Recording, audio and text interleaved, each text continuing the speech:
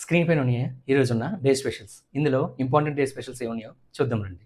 1970 NASA Apollo 13 Saturn వి అనే పేరుతో Kennedy space centre నుంచి మూనుపైకి ఈ రాకెట్ని పంపించింది.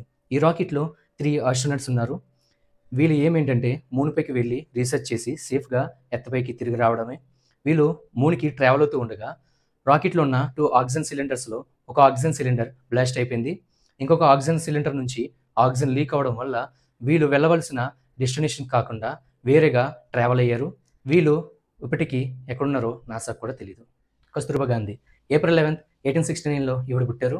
ఈవిడ మహాత్మా గాంధీ గారు ఒక వైఫ్, అలాగే Indian political activist, freedom fighter కూడా. ఈవిడ మహాత్మా గాంధీ గారితో పాటు మన ఇండియన్ ఫ్రీడమ్ కోసం ఎంతగానో ఫైట్ చేశారు.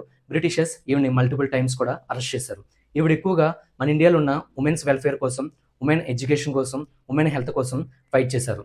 అలాగే 1942లో క్విట్ ఇండియా మూవ్మెంట్లో ఈవిడ ఫైట్ చేస్తుండగా బ్రిటిషర్స్ ఈవిని అరెస్ట్ చేసి పూణేలో ఉన్న ఆగాఖాన్ ప్యాలెస్లో పెట్టారు.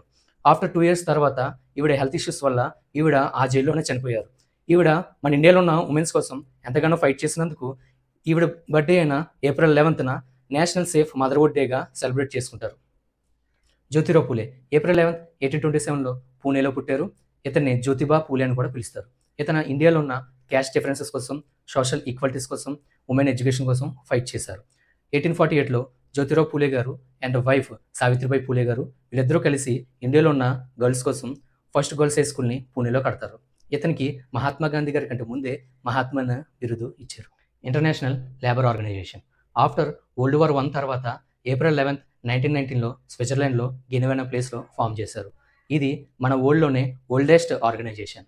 దీనికి 1969లో నోబెల్ పీస్ ప్రైజ్ కూడా వచ్చింది.